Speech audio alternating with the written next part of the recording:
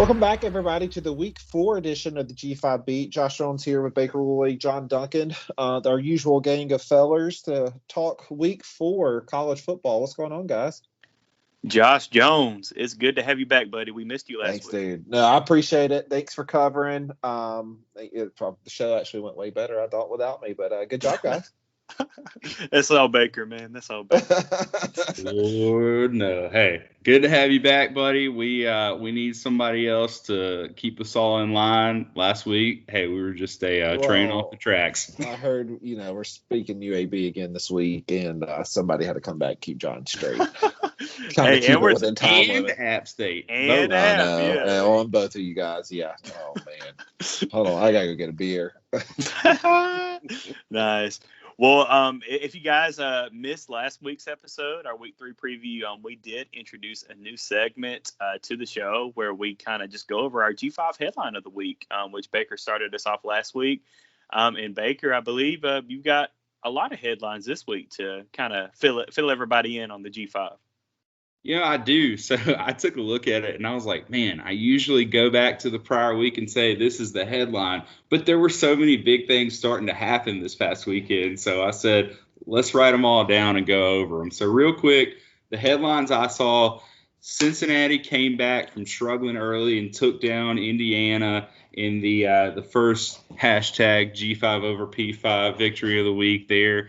You got Memphis taking down Mississippi State this past weekend, so that's another one. Man, Marshall ECU, what happened to the Thunder and Herd in the fourth quarter?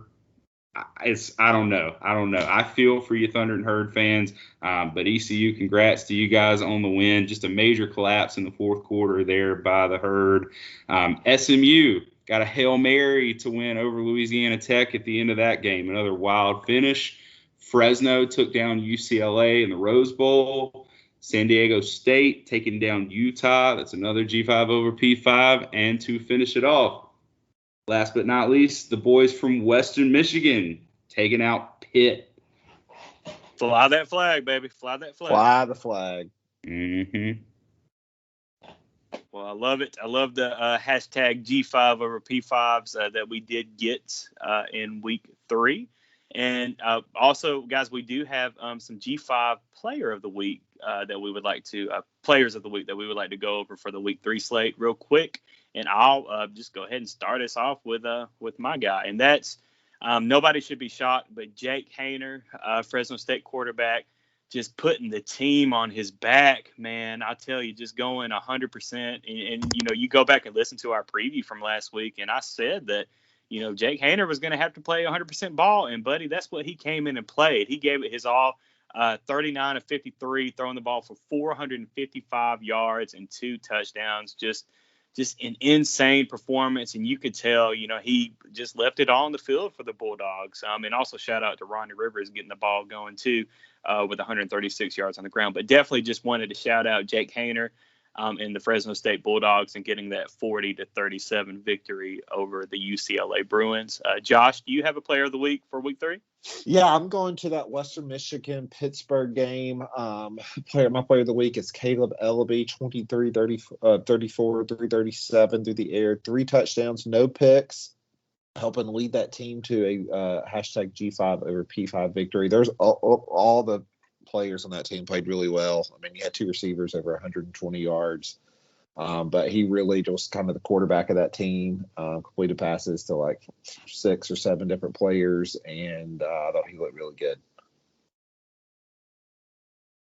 All right, Baker. And last but not least, not to be outshined, Mr. Tanner Mordecai from the SMU Mustangs, going 36 of 48 for 395 yards passing and 5 touchdown passes on Saturday. Not to mention, additionally, 8 rushes for 51 yards. That's over a 6-yard per carry average, which is better than a lot of running backs in a game. So, hey, he took it to the Tech Bulldogs and finished them off with that big Hail Mary at the end of the game. I feel so damn bad for our Louisiana Tech fans. God, they just can't catch a break. I mean, and I know, hey, shout out to Go Tech, please don't die. Those they guys died. are used to it. They definitely died. So, I feel bad for those guys. Oh, it's so bad. Back in not to take this podcast on a tangent, but back in 2005, this was the year UAB was coming off of their first bowl appearance in the Hawaii Bowl in the 2004 season. But UAB was playing a game at home at Legion Field against the SMU Mustangs, and we're pretty much dominating that game until late when SMU made a comeback, and they hit us with a Hail Mary and beat us, and that our season just kind of fell apart that year. So hopefully that doesn't happen to Louisiana Tech. But yeah, those SMU Mustangs, man, they're known to pull off a Hail Mary or two. There's a lot of Tech guys though. You got to talk about demoralizing. They've lost 2 games by combined 3 points. Like you said, I hope this doesn't just kind of push them down, or in the wrong direction for the season. They really, they had the potential to do some good things. So hopefully they can stay motivated. Yeah, well, they got a tough game this week in Conference USA play against North Texas, who is coming off of a butt whooping to UAB. But there it is. I'm not going to say anything else. But yeah, definitely a big game for both those programs trying to get things in the right direction. But real quick, guys, let's kind of go over the games that we previewed last week, and I guess we'll start us off on the Thursday night game that we saw where Louisiana dominated Ohio 49-14, and Baker, it was pretty much kind of what we thought it would be, right? Is there anything? It was great to see the Raging Cajuns get that run game going. I felt that they got that going. Levi Lewis played extremely well, I think. But on the other side, man, you just feel bad for that Ohio program, man. It just really does seem to think that things are just in the wrong direction since Frank Solich all of a sudden disappeared. Well, you feel bad for Ohio. Listen, the train's going off the track there really fast, and you worry about their head coach. You worry about what's going on. I know we mentioned that beforehand, just how long are they going to put up with it? Because, like you say, they've got to travel to Northwestern this week and take on a Big Ten team there. They're looking at an 0-4 start before they go into conference play. So that's tough for them. But on the Louisiana note, great to see Levi Lewis return and have a strong game. He struggled so far going into the year. He had a big game. Also, Louisiana's running back, he was the Sun Belt Offensive Player of the Week this week. Really just tore it up against Ohio. So good to see them get their running game going. Hopefully it will help vault them going forward here. Yeah, well, I don't think they'll have any concerns going in. Do they go to Statesboro this week, or is that game in Lafayette against Georgia Southern? I believe it was in Statesboro. Yes. Yeah. Mm-hmm. 6 o'clock Eastern, kickoff, 7 o'clock Central. Yeah, well, I don't want to talk a lot about Georgia Southern, guys, but that team under Lunsford, I don't know, that it's just not looking very good for Chad Lunsford and that Georgia Southern program. You're not wrong. Yeah, you're not wrong at all. Yeah. Well, another game. Well, kind of very quickly, we already kind of hit on both of these games. But the G5 over P5s, Fresno State getting the win over UCLA 40-37. We already talked about that a little bit, and then Memphis in that crazy game getting the 31-29 win over Mississippi State in that crazy punt return for a touchdown fiasco that the SEC fans are still kind of crying about. But hey, we'll leave I won't take that personally. Thanks a lot, John, but it's all right. Hey, well, Josh, as an Alabama fan, how great SEC officiating is, and That's they did fantastic. officiate that game. Love it. Yeah. But guys, anything on those two games before we get into Boise? Not really. Other than that freak play, I liked how Memphis kind of rallied in the second half, come back and beat Mississippi State. I thought they looked good. Me too. Because it kind of looks like Mississippi State kind of, was starting to show that typical improvement under Mike Leach in the second year. Mm-hmm. Will Rogers threw for 67 times. But Memphis defense held, and I thought they looked really good. I'm going to save my chatter for Memphis to a little later on in the show here, since we do have them in games this week, and I'll save my opinion of that game. But, yeah, definitely a lot of things that went on that were very interesting there. Well, last but certainly not least, Boise State on the blue turf, unfortunately losing to Oklahoma State 21-20 as Oklahoma State scored pretty much a last-second touchdown to take the lead and get the win over Boise. Just honestly, guys, I don't know if you feel the same way, but just what a boring-ass game. Like, I don't I mean, Boise had plenty of opportunities to kind of just pull ahead and just kind of take control of that game, and they kind of just messed around with Oklahoma State. And we, Baker and I kind of talked about, this game last week when we were previewing, and just Oklahoma State struggling in the passing game, which they still, Boise did a good job. Oklahoma State still struggling in the passing game, but I don't know, man. That was a game Boise should have won, and normally that's a game Boise does get the win over. I don't know how y'all feel about it, but that's just my take on it. Yep, I agree 100%. I think Boise should have won it, and they'll kick themselves for this one because it doesn't get any easier in the next few games for them. But we'll get to that too. Yeah, no, I mean they totally should have won that game, and I mean their defense came and stepped up in the second half, and I mean held them scoreless. Offense just couldn't get anything going. Yeah. Well, we'll definitely be discussing them in a few minutes, but we'll go ahead and preview our. Well, hold on. I do have a question before we move on. I wanted to get your quick thoughts on UCF losing Dylan Gabriel. Thoughts on kind of where that heads their season, because there wasn't a lot of experience behind him in that quarterback room. Yeah, I'm glad you brought that up, man. That's a heartbreaker. Friday night, UCF lost to Louisville, and just on the last play, on the lateral play, I hate it. I hate it for him, and I know, we had talked about before, with previewing UCF before that, how Gus Malzahn, tends to just basically ruin quarterbacks. I mean, he really had something, Obviously, he didn't have to do a whole lot. Dylan Gabriel, we saw what he's done at UCF before, and we knew what he was going to do this year. But I hate it for him and his family that he's, more than likely not going to play this year. Hopefully for the rest of the year, but hopefully he can come back next year. I just, wish all positive thoughts to him and that UCF program for sure. No, for sure, and I definitely see a greater tendency to rely on that run game. They did have over 200 yards on the ground, but I mean, to your point, John, I mean, Gus just has a way to find a way to mess up quarterbacks, whether it's get them injured or just completely derail their development. So, knowing that from past history, but just I hate it for those guys. Well, I mean, they do have a talented team, and to lose your guy like that's just horrible.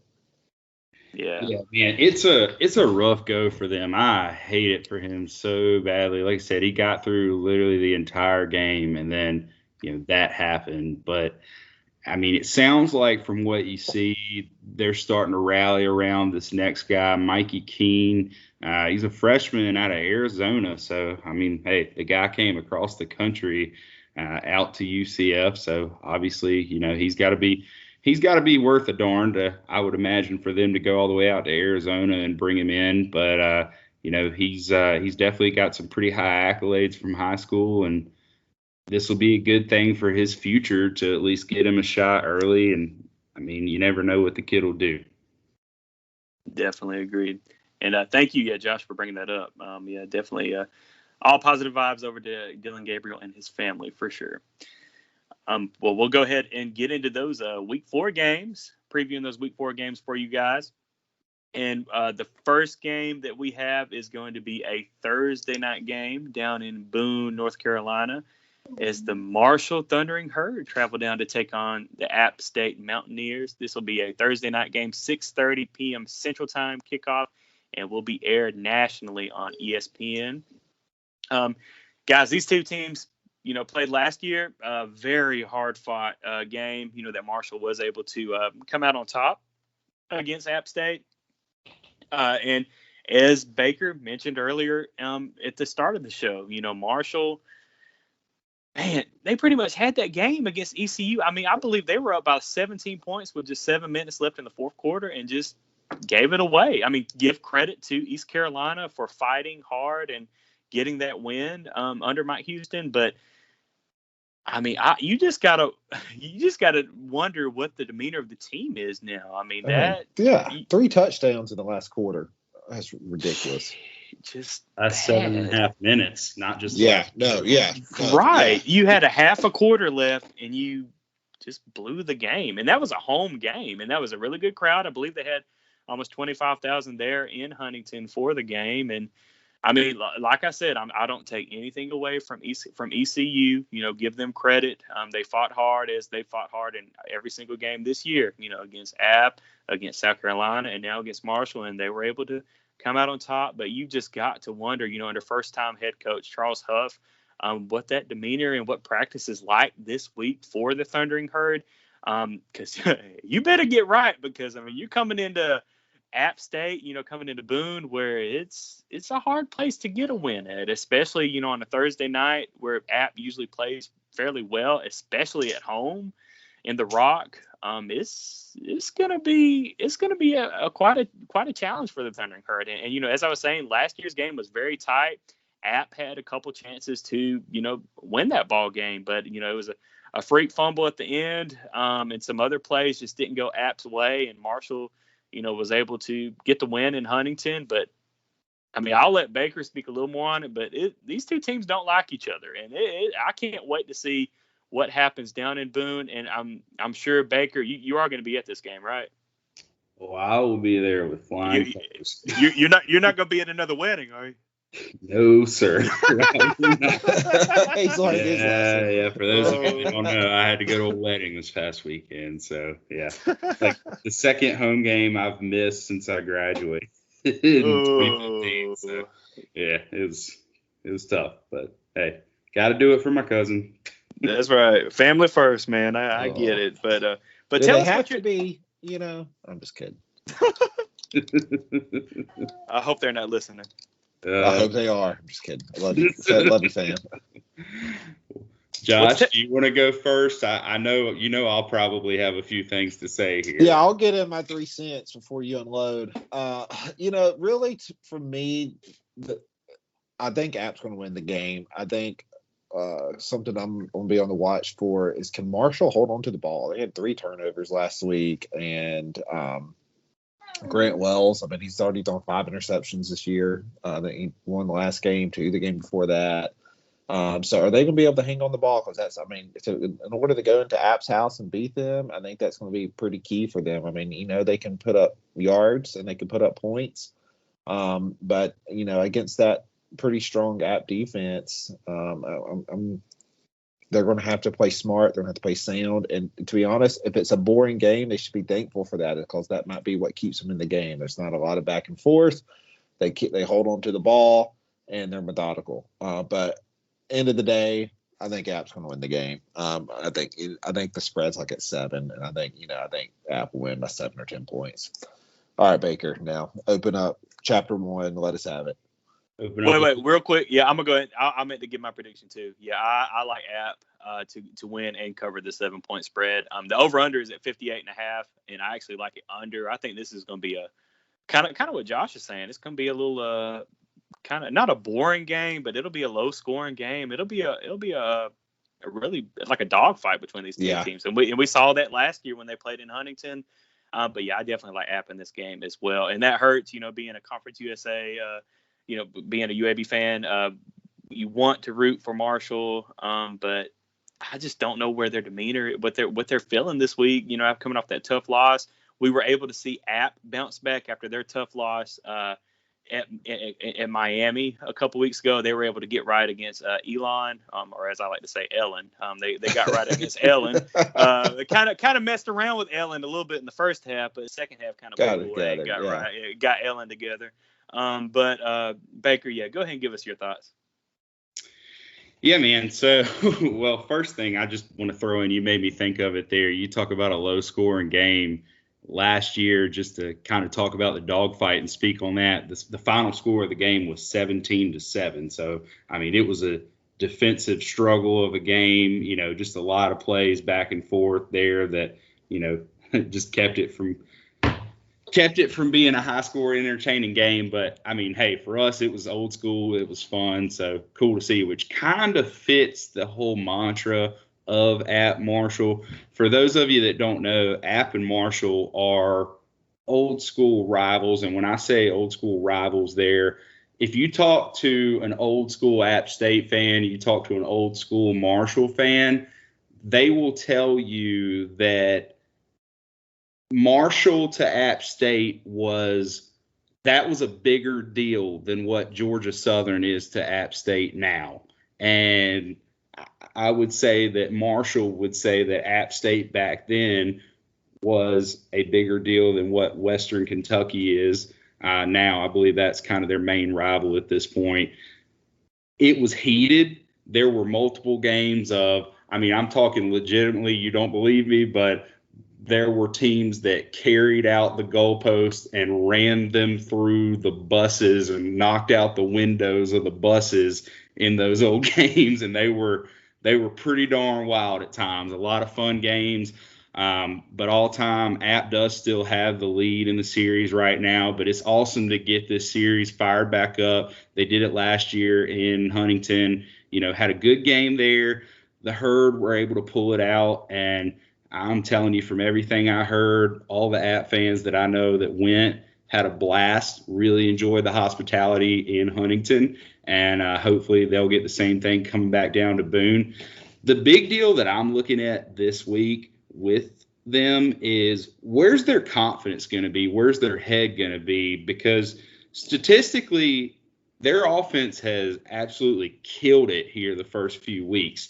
I mean, look, they're averaging over 600 yards a game right now, including like over 400 yards per game passing. And that's just, I mean, dominant. You can't really argue with that. And honestly, they're running the ball pretty well too. I mean, they're not nearly to that level running the ball, but they haven't really faced a defense yet. I mean, they faced Navy, who has struggled last year and this year. North Carolina Central, that's an FCS. ECU hasn't really shown much of a life of defense here of late. So where do they stand after losing that big lead in the fourth quarter to ECU? And how quick can they kind of recoup themselves? Because when I look at them right now, I see a team, you lose that game on Saturday. Sunday, you're probably doing film. You practice Monday, you practice Tuesday. Wednesday, you might get a walkthrough in Wednesday morning, but the reality is Wednesday's a travel day. Then you come to Boone on Thursday and you play the game. So really, you've got 2 days of practice to recover from that major collapse, if you will, that just happened on Sunday in what was really their first test of the season. So it's a lot on them right now. And you look at App's kind of been tested already with the Miami, barely losing that game. They faced ECU, which was the team that was kind of testing Marshall right there, that I would say. So two teams that really, you could say, kind of exposed maybe some things that they could go work on in practice. And that's just the thing. They've had time to go back and practice and improve upon those mistakes there, whereas Marshall really hasn't had any of those games until this past weekend. And now really they're not having the time to go back and work on that. They're just having to push right back into, okay, we've got 2 days of practice and then we're heading to Boone for this game. So I worry about that for them. Now, obviously I'm biased. Obviously I have my App State side, but I do think that it is a major issue for them when you look at it this week. Additionally, on top of that, I would say that Marshall's predominantly, when it comes to defense, strong within their pass defense, not as much within their run defense so far from what I've seen in the few games. And let's be honest, App runs the ball. That's what we mainly do. So that doesn't bode well for them to really rely more on their rush defense. So if App gets out there and starts rushing the ball, it could be a long day for Marshall.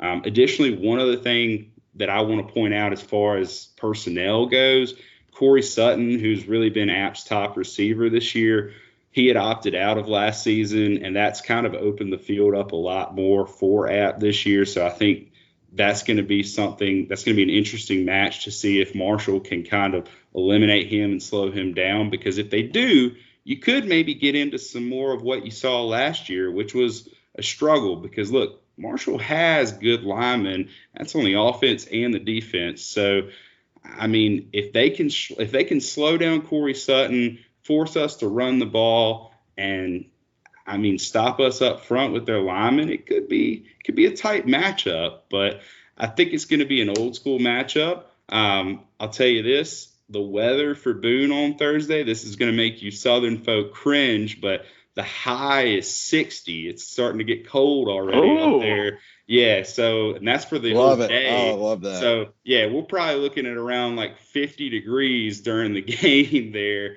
Maybe dropping down into the 40s. I love that. Yeah, maybe dropping down into the 40s during the game. But, hey, that's nothing that folks up in Huntington, West Virginia aren't used to either. So that's not going to be a deciding factor.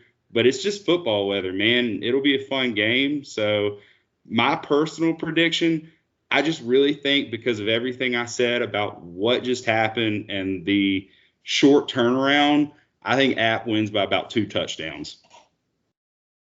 Yeah, and real quick, too, for Marshall, they're going to need Grant Wells to play well.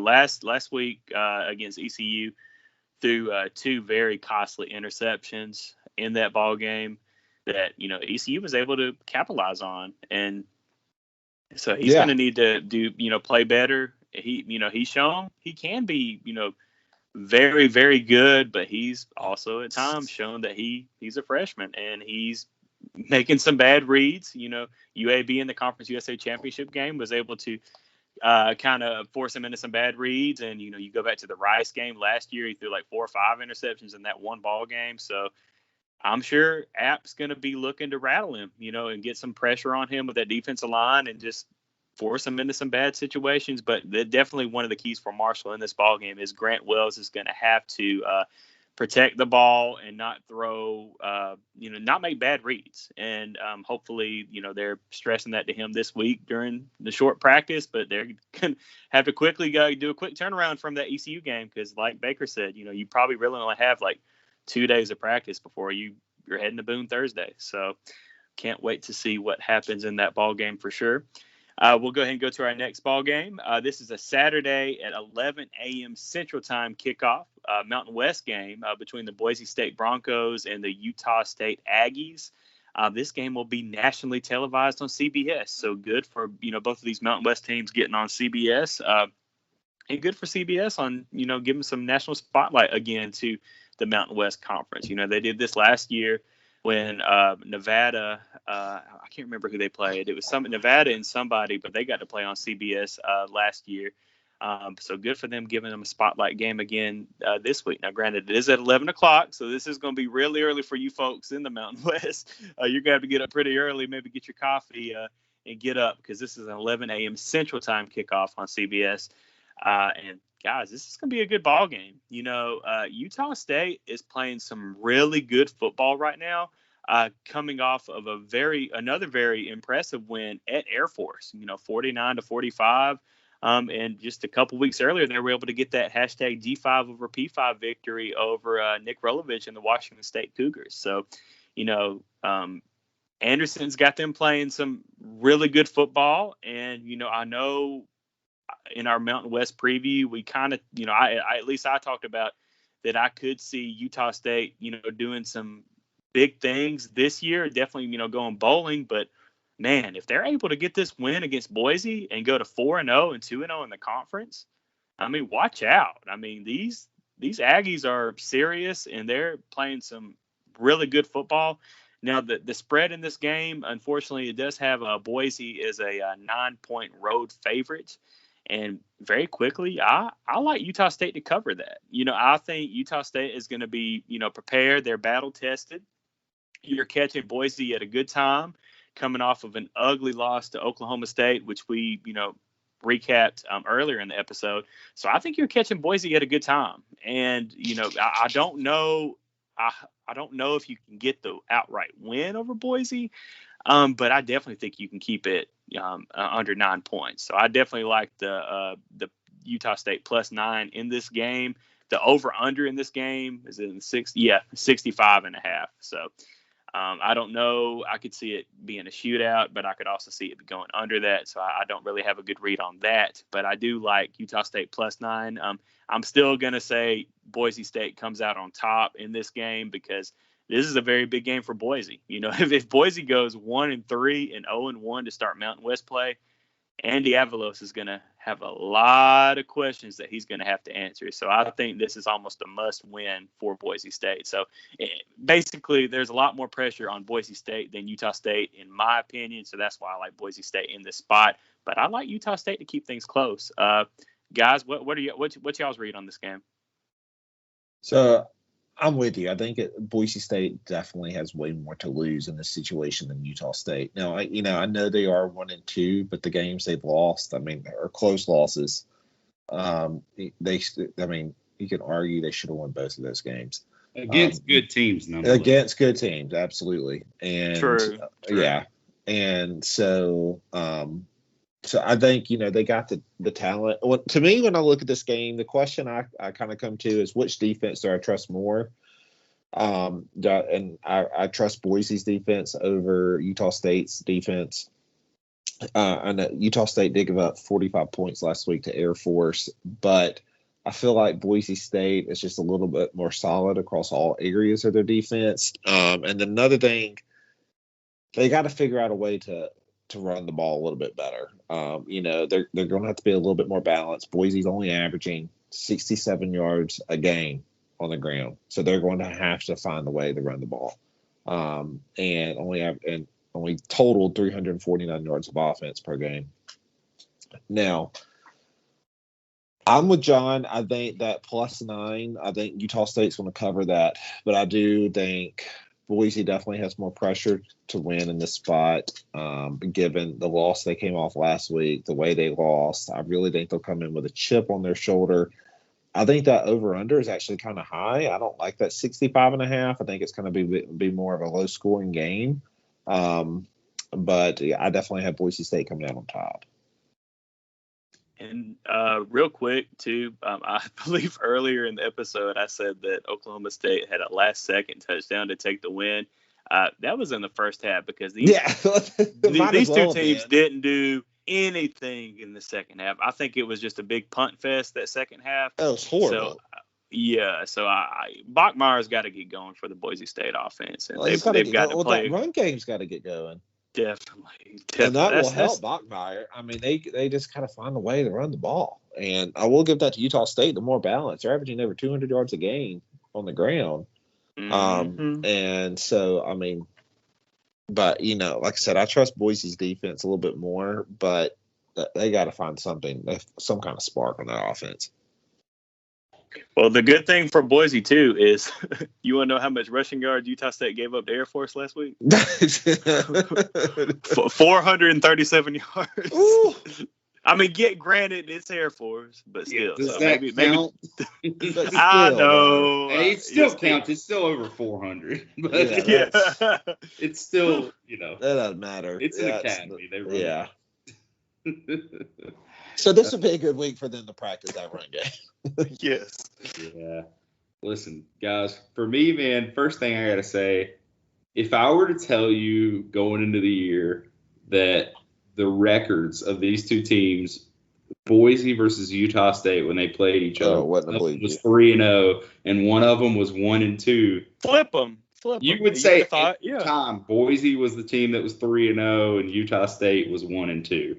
No doubt. Yeah. No one would have thought that they would be where they are. So kudos to Utah State for being where they are. And Boise's just had, like we said, a couple of tough teams that they played. Yeah, they should have won that Oklahoma State game. They definitely could have won that UCF game. They could be looking at 3-0 right now. But, that's why you play the game. They're 1-2. And it's tough. But, hey, you got time to turn it around. You haven't started conference play yet. Go out there and do something and show them. But me personally, I'm looking at it, man. Utah State's defense is tearing it up right now. And Blake Anderson's got the guys buying in. You guys said it in the preseason, and I didn't believe it. But, he's doing it. He's doing it to them. And, you got to go through the big daddy of the conference if you want to jump out to a lead, and that's been Boise. So, I mean, you got it set out in front of you, Utah State. What are you going to do?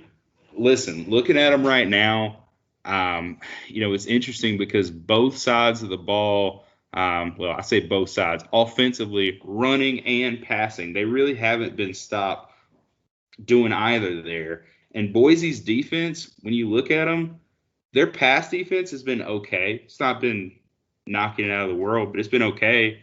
But their run defense has been awful. Utah State's run defense has been awful too.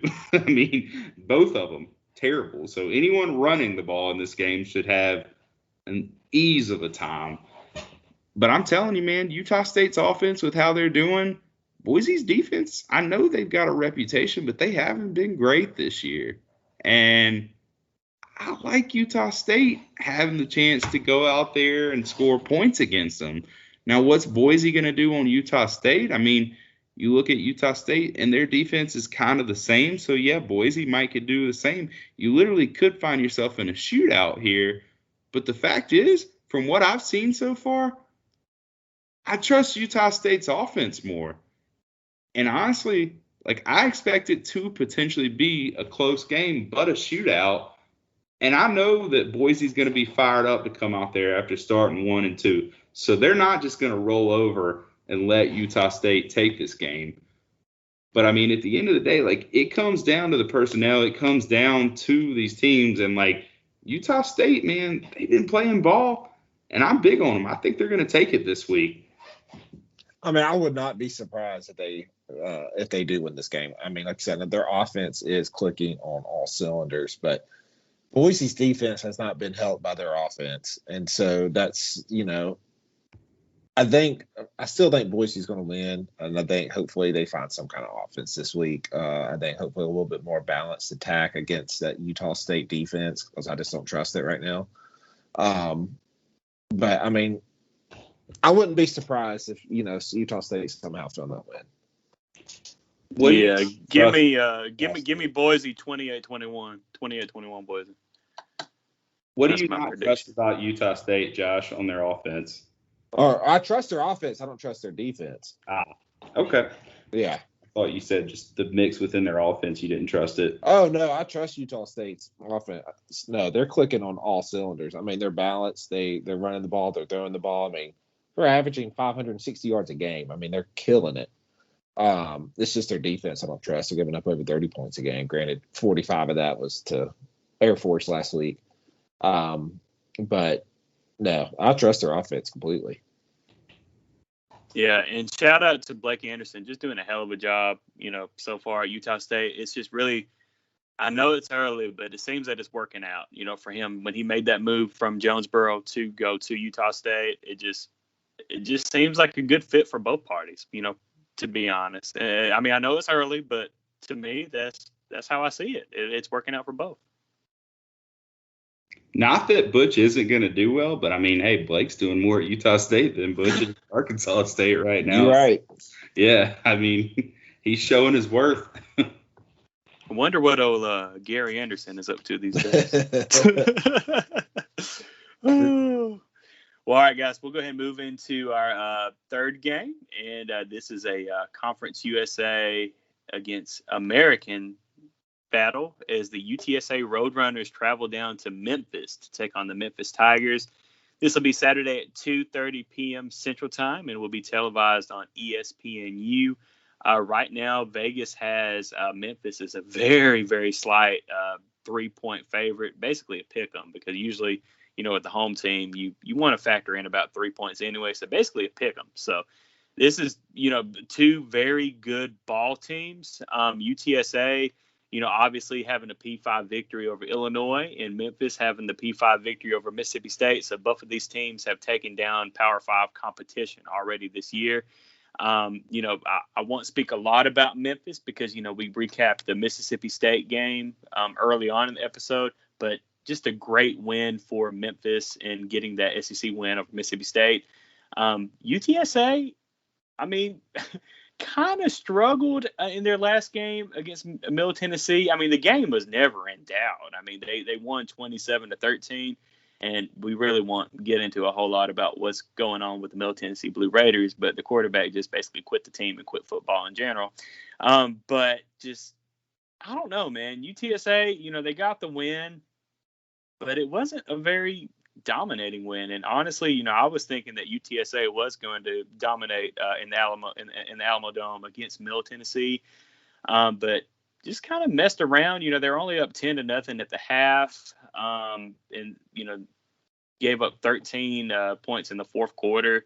But this was a team going into the 2021 season. If you go back and listen to our Conference USA preview, that all three of us were high on the Roadrunners, and we anticipate UTSA to challenge UAB for that West crown in the West Division of Conference USA. And so far they are looking definitely like that. Sincere McCormick, one of the best running backs in the nation, not just the G5 and not just in Conference USA. He did have 23 carries for 105 yards against Middle Tennessee. Frank Harris threw 2 interceptions against Middle Tennessee, but still threw for over 264 yards, completed 24 of 39 passing attempts. So I don't know. This is a very tricky game for Memphis because, some Memphis fans might be thinking, oh, well, we're just going to play a Conference USA team, UTSA, oh, we should be able to roll over them. You're coming off of a big win over Mississippi State. You got UTSA coming in. Jeff Traylor is going to have this Roadrunner ball team ready to play and ready to come in and, get the victory over Memphis. And this would be a big statement win for the UTSA program. I was talking with my buddy Jared, who runs co-hosts the Alamo Dome Audible with Adrian, but I was anticipating that, or we were anticipating that Memphis was actually going to be ranked this week for this game. It looks like they're not ranked.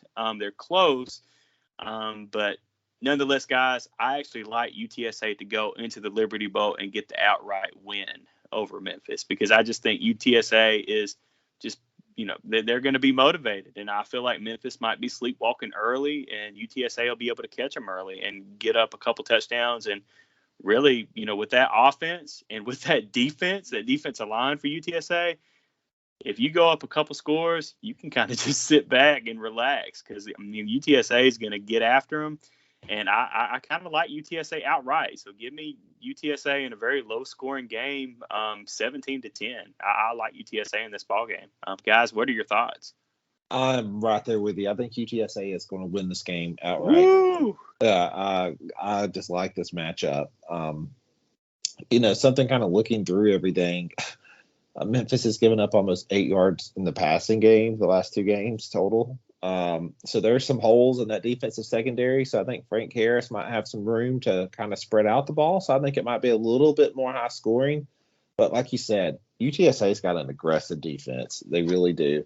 I think they'll be able to get after Seth Hennigan, kind of mess with him, throw off that timing. And I really think that's what's going to be the key for them to come in and win is that defense. Their defense is playing strong. I know, granted, the last 2 opponents haven't been the most high quality, but they're still, still lighting it up, still playing aggressive. And I really, really like this UTSA team. I know, like you said, John, we were high on them coming into the season. They're kind of living up to that expectation. I don't know. I just like it, man. I like watching them play. I just say go in, and I don't know, if it's going to be a blowout win, but I think they'll win by, a touchdown. So I'm a little bit opposite of you guys. I'll just go ahead and lay it out. I'm going Memphis with this one. I'll say it from the start, and I'm not going Memphis in a runaway by any means. I agree with you that UTSA's defense is a big factor in this and that they are going to slow down Memphis. The weird thing about Memphis so far on the season, they really had not faced a team with even a pulse of defense before this past week against Mississippi State. And to be honest with you, Mississippi State shut their offense down more or less. They weren't dead, but it wasn't a great performance by the Memphis offense. Realistically, yeah, they won 31-29, but their offense only scored 17 of those points.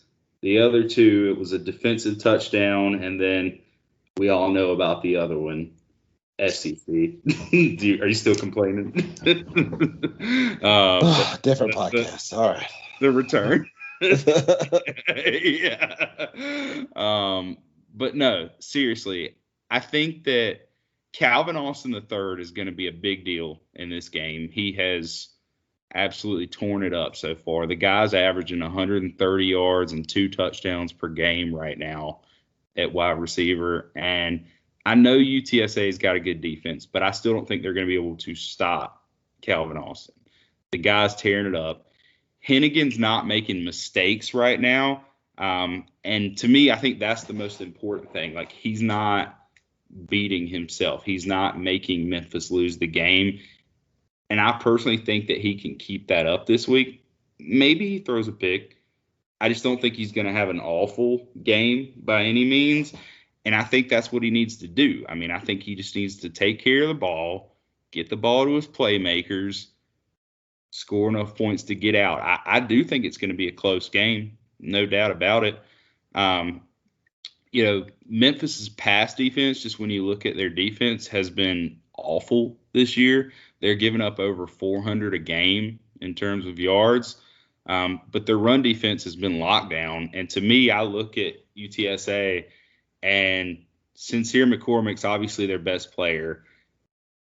I mean, if Memphis can shut Sincere McCormick down and make UTSA beat them through the air, I don't personally know that – I know they're not bad through the air, but I don't know that they can beat Memphis if they're just having to rely on, throwing the ball around. I don't personally feel good about it there. And I do think that they'll be forced to just deal with that, to be honest with you. The good news is that UTSA does have that really good defense, so maybe they can score some points with the defense. If they do that, that could help them win the game. So, I mean, I think that's going to be a huge key right there. But again, I mean, I expect all in all, UTSA is going to level out Memphis. Memphis isn't going to do what they've done the first few games of the year. It's going to be more of a normal game here where they're scoring more in the 20s, that kind of thing. But I just don't think UTSA is going to be able to score enough to keep up with them if they're just having to pass the ball around. I think Memphis can keep them down. I say they win by 7 or so, win by a touchdown. But I think it's a good game, all in all. Good interconference matchup. I think if you're Jeff Traylor at UTSA, you have, going into the game, you have to say, I'm going to establish the run with Sincere McCormick. You have to do that to have a shot in this ballgame. And I know Baker, you just mentioned about the Memphis rushing defense, but I mean, I don't think they've faced, at least so far this year, a running attack as good as the UTSA Roadrunners with Sincere McCormick. I agree with that. You look at Nichols, you look at Arkansas State, Mississippi State. Arkansas State and Mississippi State mainly like to throw the ball around, just a whole lot. But here, UTSA with Sincere McCormick, which is their best player, you're right. But they're definitely going to come into this ball game looking to establish that run, and I think they will be able to establish that run game, play a little ball control, and keep that explosive Memphis offense on the sideline. And, the few times, if it goes according to plan, the few times that the Memphis offense does get on the field, I still like the UTSA defensive line to be able to get pressure on Hennigan and force him into some bad reads. And I don't know, man. I just like UTSA. Maybe I'm dead wrong, but I just really like UTSA in this matchup. I mean, I feel you. I kind of just have that gut feeling. We're talking about gut feelings before that we started the show. Like, I just have that gut feeling that, they're just going to come in and win that game. And, Memphis gave up 4 sacks against the Arkansas game in the Arkansas State game. I think that's something to keep an eye on. Like, to John's point, that aggressive defensive line from UTSA. I mean, if they can get them in there and get after Hennigan. And so I really think they're going to be able to do that enough to disrupt that timing, disrupt that offense. And, and to John's point, Sincere McCormick has to get going. And go ahead. Sorry. No. I was just saying, Mississippi State ain't running the ball, and No. and Nichols, it's Nichols, and Arkansas State. I mean, that was a shootout, so you get to a point to where you just have to keep throwing the ball. So, to John's point again, you really haven't faced a rushing attack like the Roadrunners have. No, I agree with that. I will say two more big points just to push out there, and these are kind of in the favor of UTSA, more or less. This could be, not saying it's going to be, but just for the sake of talking about it, UTSA is one of the teams that have been in the discussion about the whole realignment going to the American. So maybe there's some extra motivation for them there to show their worth, because Memphis is a potential future team.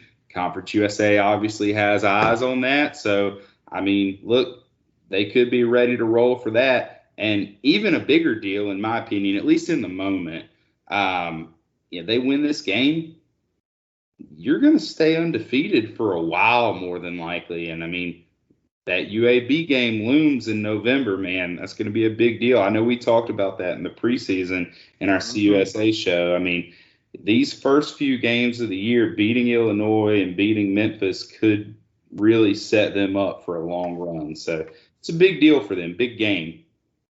Definitely. Well, guys, we do have one final game to preview for you guys. This was our Twitter G5 Beat game of the week that you guys helped us pick out for this week. And that is the UAB Blazers traveled down to New Orleans to take on the Tulane Green Wave. This will be a Saturday night game at 7 p.m. Central Time and will be televised on ESPN+. Right now, Vegas does have Tulane a very slight 4-point favorite, so basically almost a pick 'em. Now, you guys know I could probably talk about this game we could talk for hours if you wanted to, but I'm definitely not going to do that. I will let you guys know that there is a pretty awesome UAB podcast that does talk UAB football called the Blazer Victory Podcast. If you want to check it out to get a very, detailed, in-depth discussion about this game. But Josh or Baker, do you guys want to start us off? And I'll just kind of do what Baker did earlier and kind of take just the end. Basically, whatever you guys don't mention that I think needs to be mentioned, I'll bring up. Wait, real quick, who's a co-host of that podcast? Steve Irvine. Yes. No, who else? Some guy named John Duncan. I don't know. He thinks he knows what he's talking about. Yeah. Well, I also saw you voted like 200 something times for this Twitter poll this past week too. So I may have.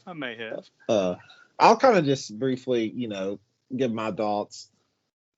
Interesting to see who's going to be playing quarterback this week for UAB. No doubt. Yeah. No doubt. John. Well, let me ask you this: do you have a guess of who it'll be?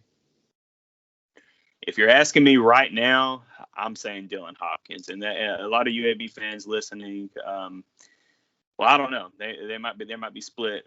Tyler Johnston, has been the guy the last couple years.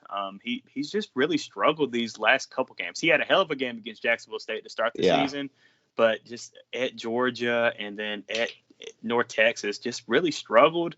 But Dylan Hopkins came in and just performed lights out. I mean, he was 6 of 7, 202 yards and 3 touchdowns. Yes, I said 6 of 7. He didn't have to do a whole lot, but when he did, they explosive play after explosive play. Now, give a lot of credit to tight end Garrett Prince. Just getting a 61-yard touchdown and another touchdown, 136 yards in reception. But I don't know, man. I feel like you have to go with and this is kind of what Steve and I talked about in our recap episode of the North Texas game, is you kind of have to go with the hot hand. So let's wait and see how practice goes this week. But if Dylan is still doing well in practice and Tyler is maybe not doing so well or struggling, then you have to roll Dylan in there and start. I agree. Okay, I just wanted to get your thoughts because I feel like you do have to get Dylan the nod. You just have to go with the hot hand, and especially going into an environment like this. And statistically, Tulane's defense is not necessarily the best, but you got to also consider they played Oklahoma and Ole Miss, right? Two of the more offensive teams, most high-powered offensive teams in the country. But I've always said, people always say defense travels. UAB's defense holding people to 20 points per game, 300 yards per game. take that Georgia game out of the mix. Georgia's Georgia. You've held your opponents to 6 points. Sure. And even there, and so I really like the UAB defense. I do have questions on offense, but if Dylan can come in and play like he did last week, maybe get a little bit more electrifying, some more big play capabilities, I think UAB definitely has a shot. I do, John, don't kill me, think Tulane is going to win this game, though, just with it being at home. They do have their offense.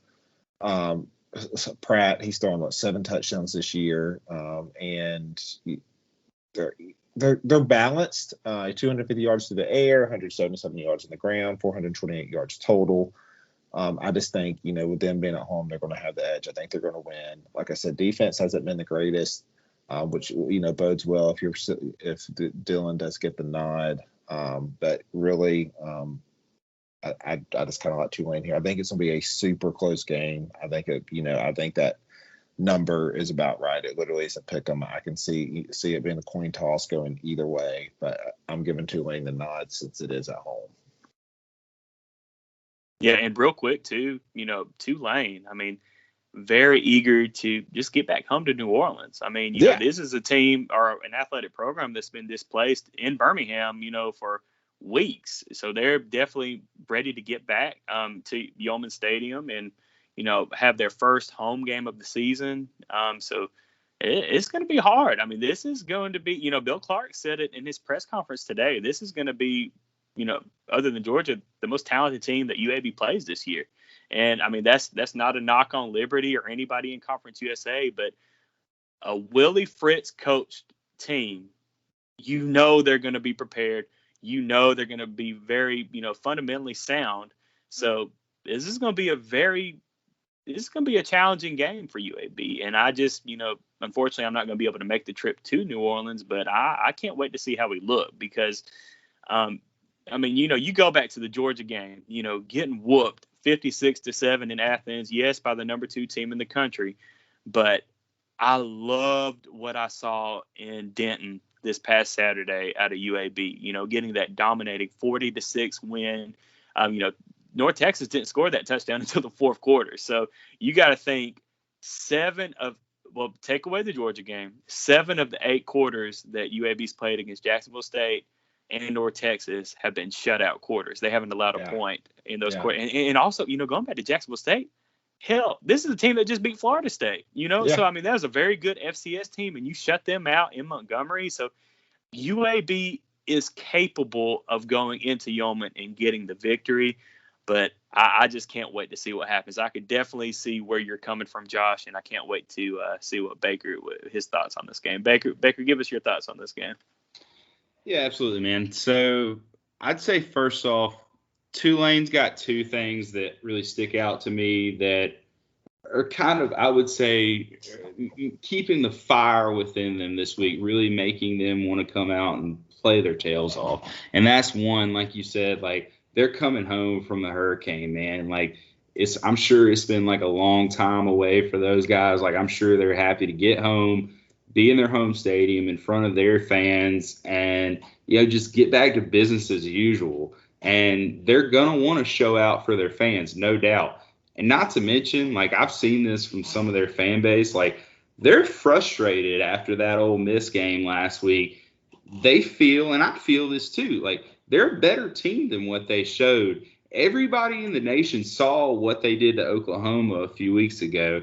They played close with Oklahoma, and now they came out and got blown out by Ole Miss, and that's just not the same team. Listen, Ole Miss is good. Lane Kiffin knows what he is doing. But at the same time, Ole Miss is not Oklahoma, and you can't tell me that you're that much worse than Ole Miss after you did what you did to Oklahoma. So I think that Tulane fans feel like they're a much better team than that, and they're eager to show that this week.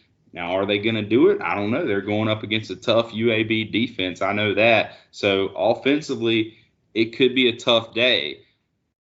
Their run offense, though, I'm telling you, man, they've been running the ball all over the place. So that's going to be a big battle I see this coming week is can the UAB defense stop that ground attack from Tulane. And I think they probably will slow them down. They're not going to continue at the pace that they have been. But again, they've had a pretty good offense so far outside of that Ole Miss game this past week. As far as their defense goes, I think Tulane's been pretty average to below average, on protection against the pass. They could have been better, but, I don't know. Against UAB, I don't know that that's going to be a huge problem because of the quarterback situation that we've talked about. But maybe it is because, like you said, you guys are pretty high on Dylan Hopkins. And you're right, he has shown out here lately. But I'll get into that and my thoughts on that in a second. The run defense, it's not been very good. So maybe UAB has a chance to take advantage of them. I know, John, you were really high on UAB's running back going into the season. I specifically remember you saying in the CUSA preview show that he's a guy that you thought had the potential to possibly be one of the all-time guys at UAB. So I don't know if you still feel like that after the first few games, but I mean, it sounds like he's a good back. So you guys can pound the rock, it sounds like, down there if you want to. You definitely are going to have a chance. But yeah, going to UAB, I think the biggest key is, can you get the offense working? Obviously, like, you got the defense there, you know that. But what can you do on offense for me? Because right now, I mean, you can rely on running the ball, but the reality is, what's your quarterback going to do? And your quarterback situation has been unstable. So do you go Tyler Johnston or do you go Dylan Hopkins? Here's the thing that I see. My problem with putting Hopkins in right now, Johnston has been the guy for a while, and he's done a lot for you. But let's look at what he's done these first few games of the year. Like you said, he had a good game against Jacksonville State, but he crapped the bed against Georgia. But let's be honest, who doesn't? Georgia's a great defense. I mean, DJ, whatever his name is for Clemson, got killed by them too. Ukulele, sorry. Yeah, yeah, DJ Ukulele. That's what it about sounds like. But no, listen, I mean, so Tyler Johnston, has he really had much of a chance this year to prove himself, other than saying he had a bad game against one of the best teams in the nation defensively and then one bad game against North Texas? To me, it's like, okay, really, the Georgia game you cancel out. So he had one bad game against North Texas. And yes, Dylan Hopkins came in and looked good. But Johnston's a veteran. He's been around. You've seen what he can do. Maybe you don't like what he can do. Maybe you feel like Hopkins has more potential. And I totally get going with the hot hand. But you're on the road here. You're not in a home game by any means. And I know Hopkins has gone out there and he's shown that he can do it on the road. But listen, I mean, Johnston's been around the block and he's really only screwed up one game. And if you pull him now, like, you're going to lose his confidence, and it's going to be hard to just start plugging him back in there in the future, especially if Hopkins starts to struggle. And yeah, he's doing well right now, but teams may adjust to him. And Tyler Johnston's been your guy for so long. I mean, he's led you to some championships.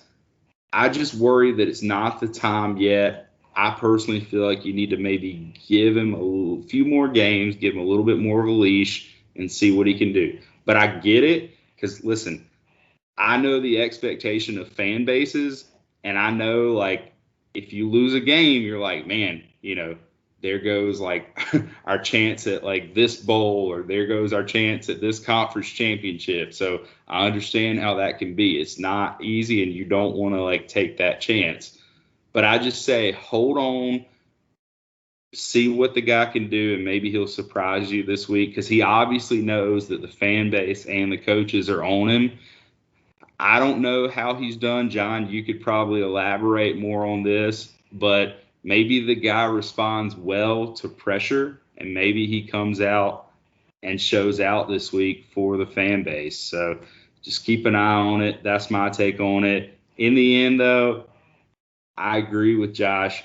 I've got Tulane coming out this week. I just think they're too hungry, and I think personally the instability there at the quarterback, even if Hopkins comes out, I think could end up costing them. Yep. That's a very fair assessment, Baker. I would like to respond though, just real quick.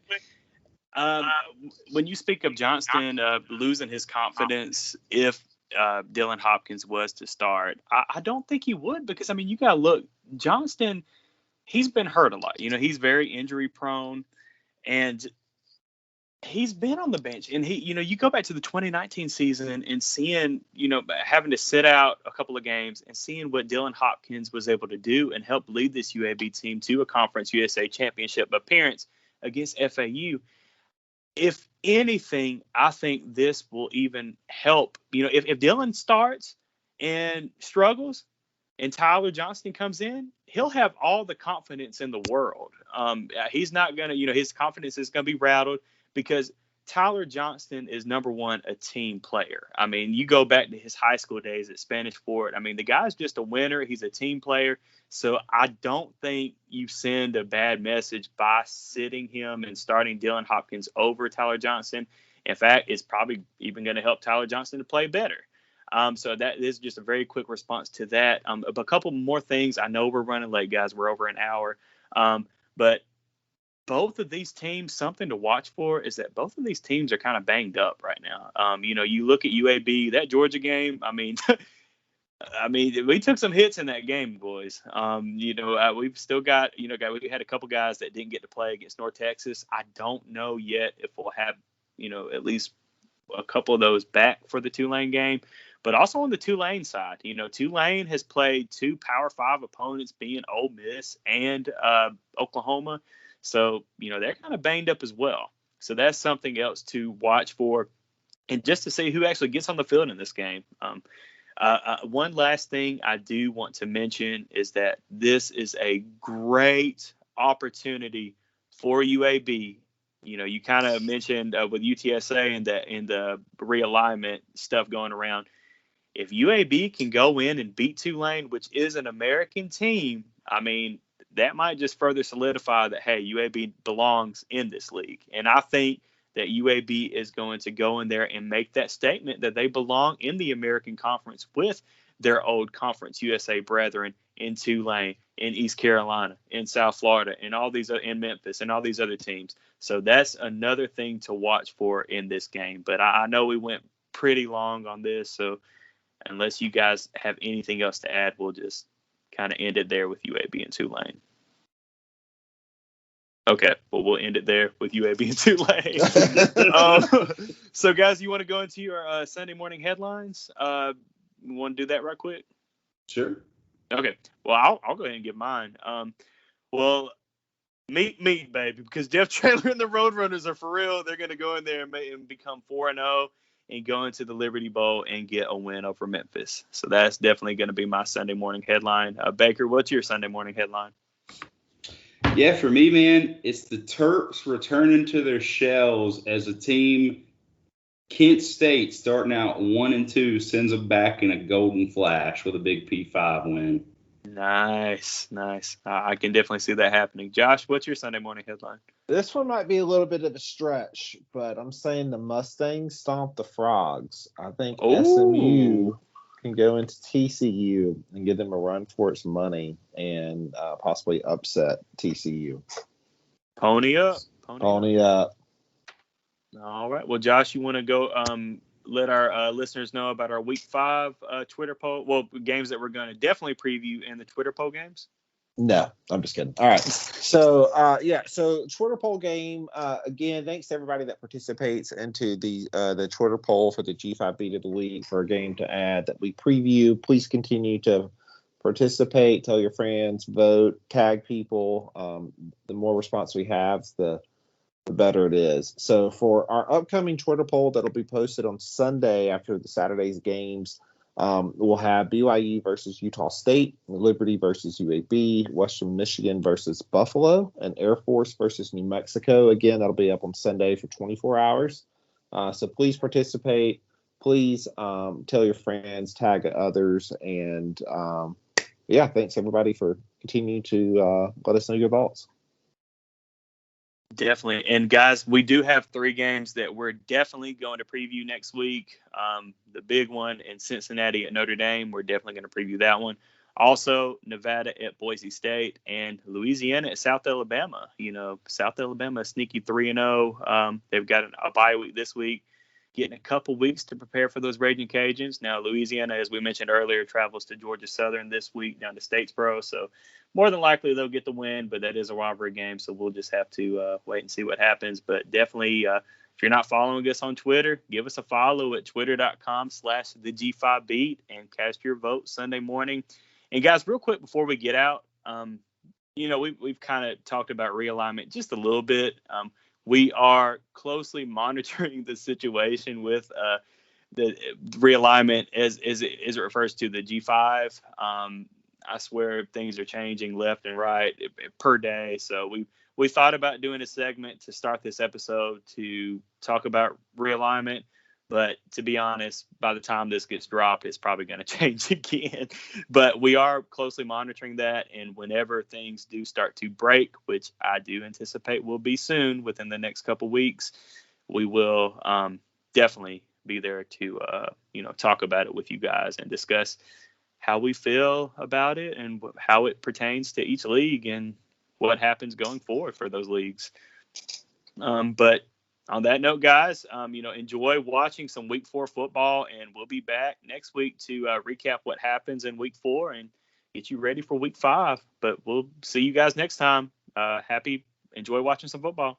Adios. More Hail Marys. Poor Louisiana Tech.